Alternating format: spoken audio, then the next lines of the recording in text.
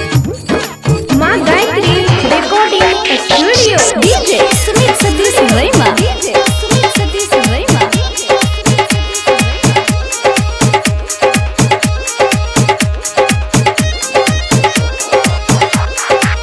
हेगे चल नहीं उतान छौड़ी छौड़ा पटा ले तो गे हाँ चल नहीं उतान छौड़ी छौड़ा पटा ले तो गे आ तोरा महीना समय आ तोरा महीना समय बोलस सटा ले तो गे आ तोरा महीना समय बोलस सटा ले तो गे हेगे बोल नहीं तू लहबर लबरा नहीं तो लेटा देतोगे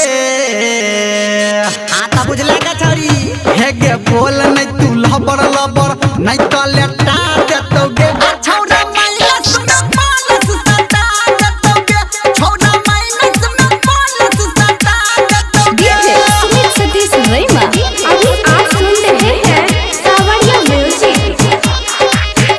होटा लाली लगाबै छौड़ी भोरे भोरे हेजर लबली लगाबै छौड़ी भोरे भोरे होटा लाली लगाबै छौड़ी भोरे भोरे हेजर लबली लगाबै छौड़ी भोरे भोरे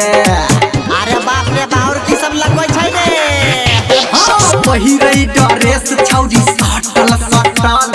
नीचा से जींस एकर फटल फटल हाँ पहिरै ड्रेस छौड़ी सटल सटल नीचा से जींस एकर फटल फटल आ डीजे वाला छौड़ा गे छौड़िया अरे मेरा हरिया में नहीं रे आ डीजे वाला छौड़ा तोरा खूबे है गई मिसतो आ टिपतो गे छोरी टिपतो है अनहदिया में छौड़ा खूबे टिपतो गे छोरी टिपतो है डीजे वाला छौड़ा खूबे टिपतो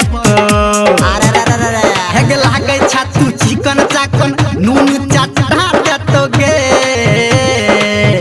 हेगे लागे छातू चिकन चाकन नून चाटा देतोगे आ छौड़ा महीना समय आ छौड़ा महीना समय बोलस सटा देतोगे आ छौड़ा महीना समय बोलस सटा देतोगे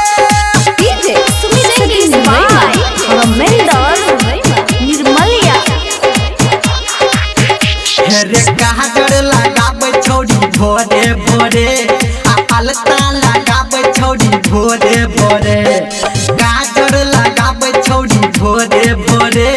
आ अलता लगाबै छौड़ी भोरे भोरे अरे हम तो सैंपलो लगबै देखलिए छौरी के हेरे दुनू गाल एकर फूलल फूलल आ चोली के अनार एकर झूलल झूलल हाँ दुनू गाल एकर फूलल फूलल आ चोली के अनार एकर झूलल झूलल ओए होए आ भलुम समझ के गे छौरिया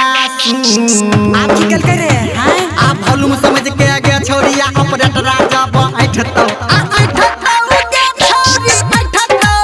हाय तोरा दुनू भलुम के बैठतो गे छौरी बैठतो हाय तोरा दुनू बटम के टिपतो ई त छौरा निर्मलिया के कमाल बुझाय है के कहो धर्मेंद्र निर्मलिया लाज